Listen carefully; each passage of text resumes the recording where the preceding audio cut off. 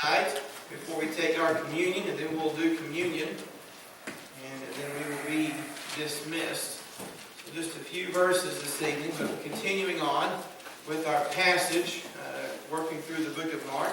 And we'll pick up here in Mark chapter 8, starting at verse number 1.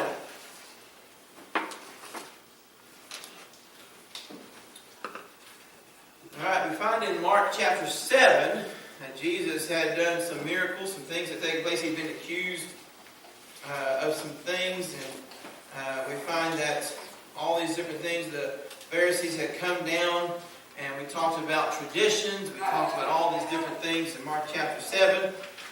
We find that they brought him, at the end of Mark chapter 7, they brought him a man that was deaf and had a impediment of speech. And they brought him in front of all these people. And if you remember, Jesus took him aside from the multitude. So instead of doing this miracle in front of everybody, he took him aside and did it in private, if you will, and with no one around.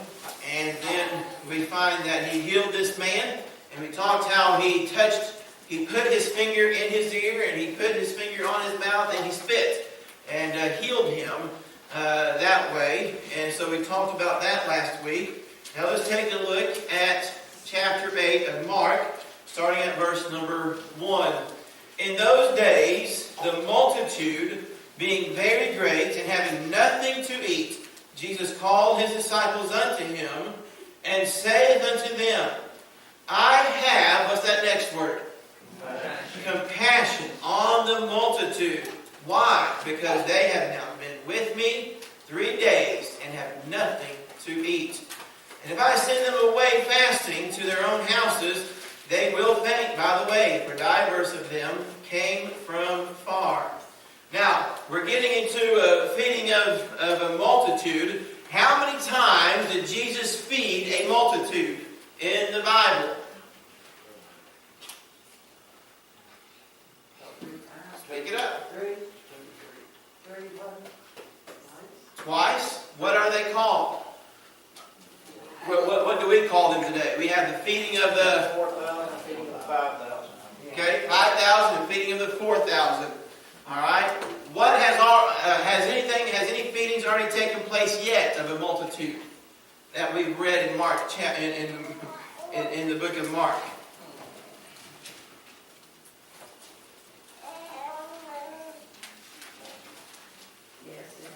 It has, yes.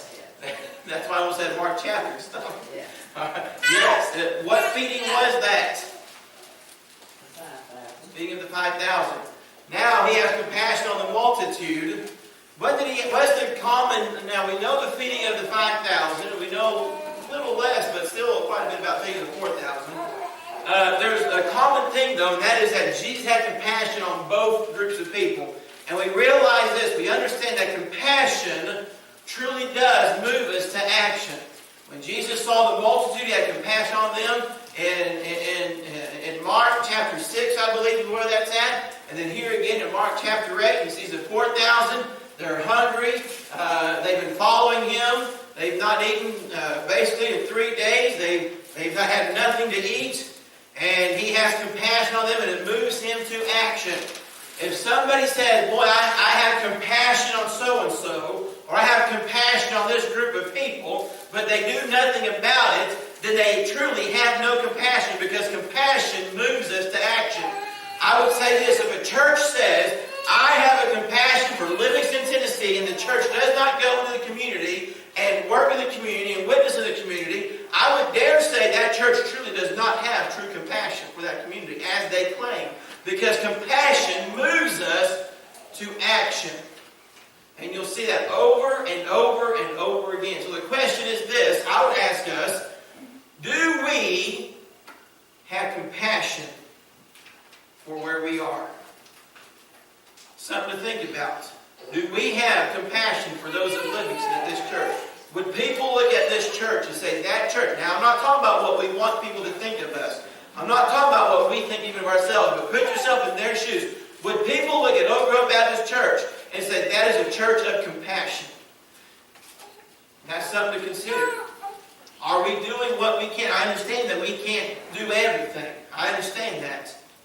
But can people look and see that we're trying to do what we can do? We're trying to increase, enlarge our coast, so to speak.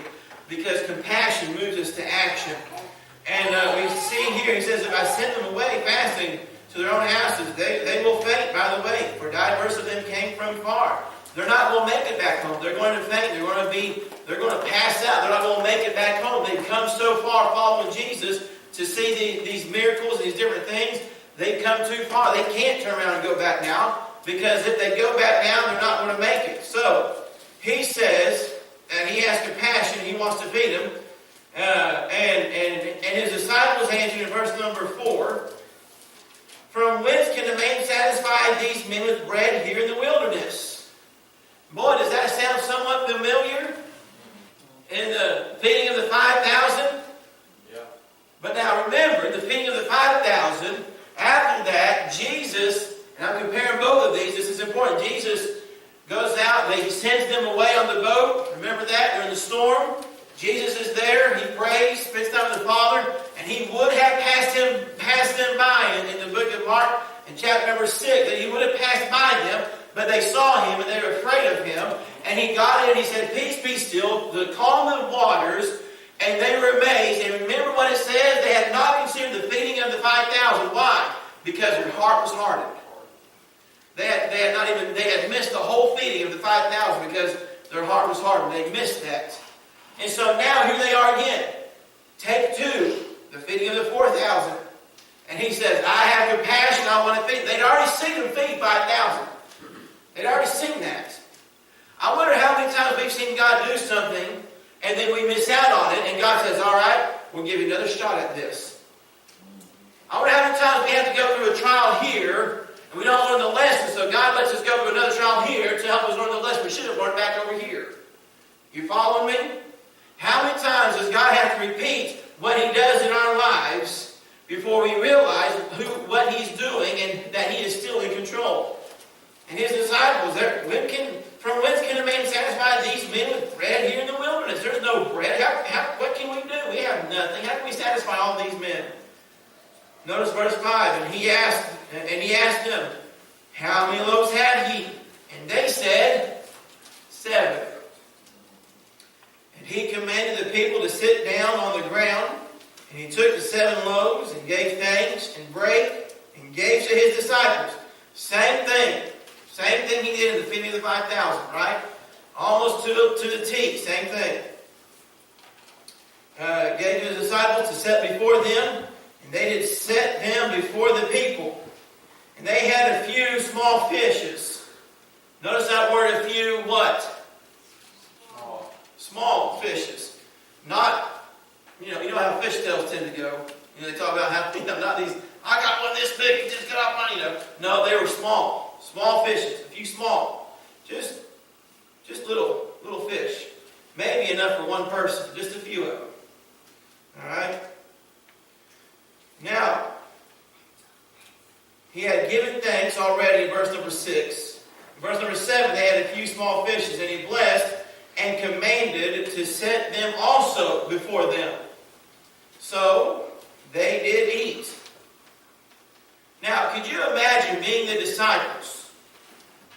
Just put yourself in their shoes right now. They have 7 loaves of bread and a few small fish. Jesus takes the bread and, first of all, how do you get 7 loaves of bread and 12 apostles? That in itself, it doesn't make sense to me. That's the first miracle right there. Could you imagine? You said, here, go set this out. And here comes Peter. I guess, I'm number 8, so I guess there's no more. And here comes, Jesus pulls out another loaf of bread. Well, I thought there was only 7. And then here comes the next one. Here comes all the way up to 12. He says, now, you take that, here's a few small fishes. And he starts giving maybe a fish each. Can you imagine going out there? All right, here's your loaf. I got 1 fish. You want a fish? All right, here's your fish. Go to the next person. I'm out of, well, no, I got a loaf. I just gave my lap. Well, here's a couple fish. You want a fish? Could you imagine what that would be like? Sometimes we think about the big picture, but think about the disciples and what they must have been experiencing all this time, being a part of what God had. By the way, that reminds me of the feeding of the 5,000. They were involved in that too, and they still missed out on God's blessing. Just because you're actively involved in church, just because you're going through the motions, doesn't mean you're getting the blessings God has for you. Amen. Don't miss the blessings God has for you. Amen. That's right. And here they are. It's just every day. When I read this, I just picture one of them going up and go, well, I guess I'm about. No, I got a whole back. I still got some more. Kind of reminds me of the widow in the Old Testament. Remember the widow there that Elijah went to, and she was about to make her and her son the last bit of what she had, but God made that last for a whole year because she gave to the prophet first. God supplied her needs. And here's the apostles, 12 apostles, still pulling out fish. God providing what seemed impossible. Listen, sometimes we'll look at a circumstance, we'll look at a situation, go, this is an impossible situation. This is an impossible circumstance. That's an impossible person. That's an impossible whatever it may be. I can't handle this. I can't do that. This relationship is here. That situation is there. And this is tugging on me over here. This is tugging on me over here. And it's impossible.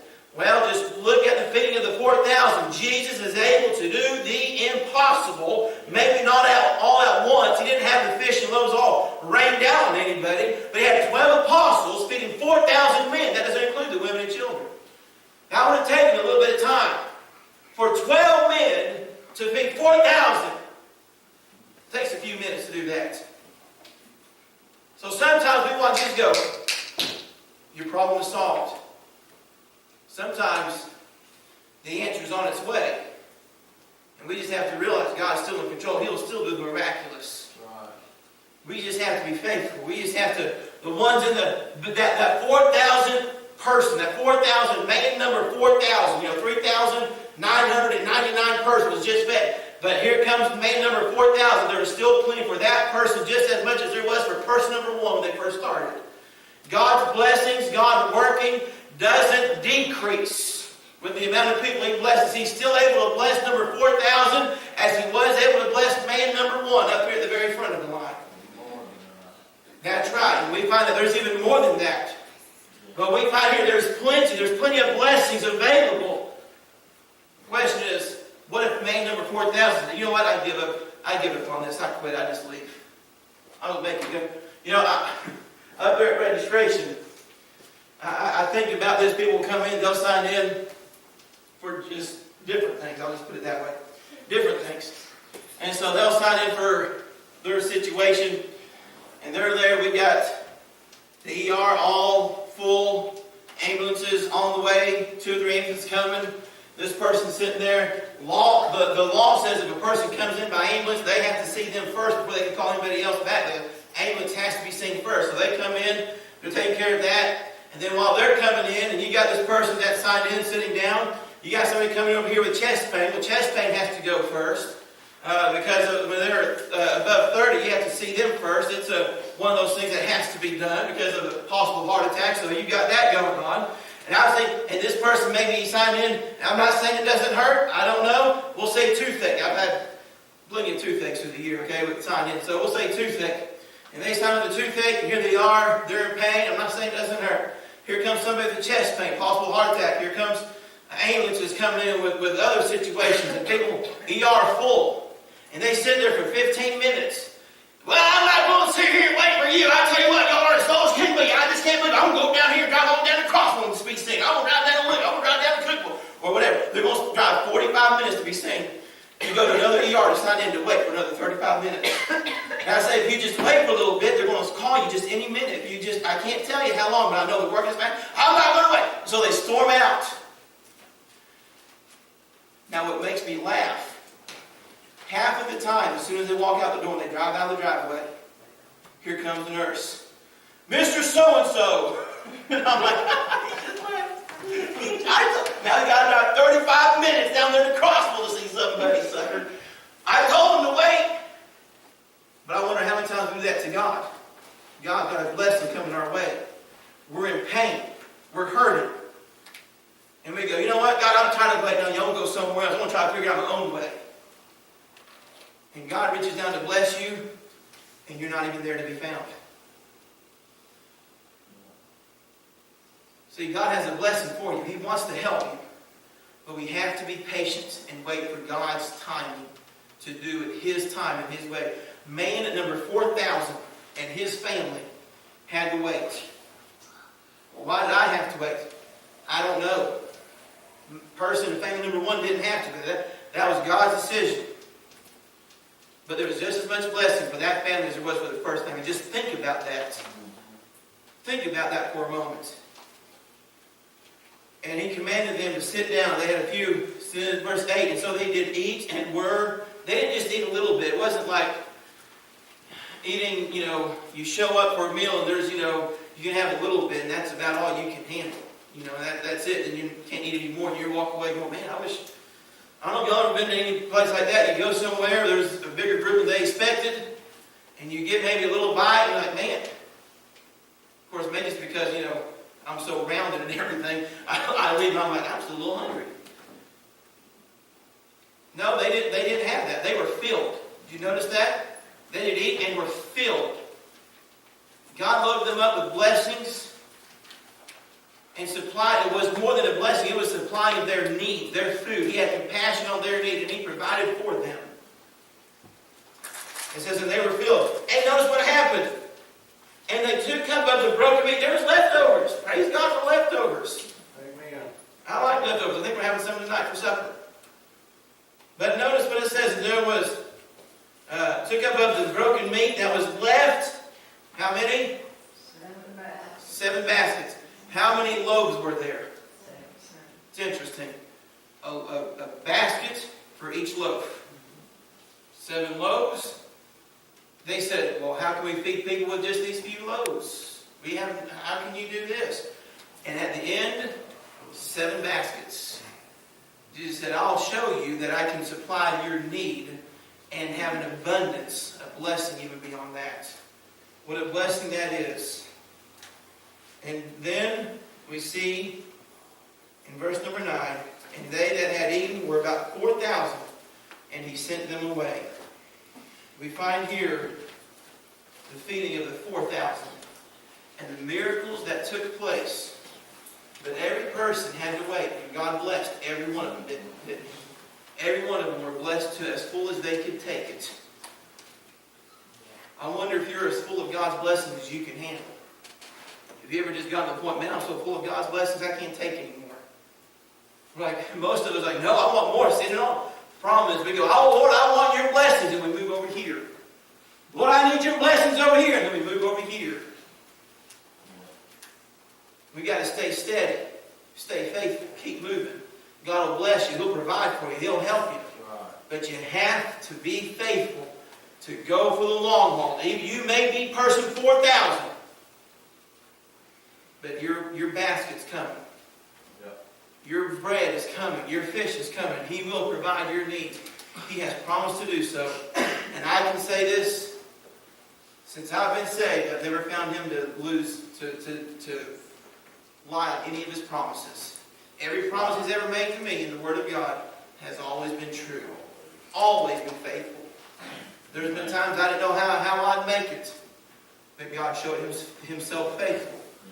I can look back just recently over a time I didn't know how we survive. How I didn't know how we make this or make that. Just recently. And if you look at me today, well, how did you pay this bill? How did you get all that? I go, I have no idea. But I can tell you this, I still have a house. I still have water. I still have electricity.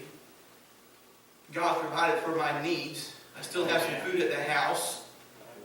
I may not have all the nicest cable and satellite and all the latest up-to-date everything else, but all my needs are met. All my needs are provided for, and I'm as happy as a lark as I can be. I'm as happy as can be because He has provided for me. And I can't look back and tell you exactly how He's done it over the 19 years of how long I've been married, but I can tell you this, He's done it every single time.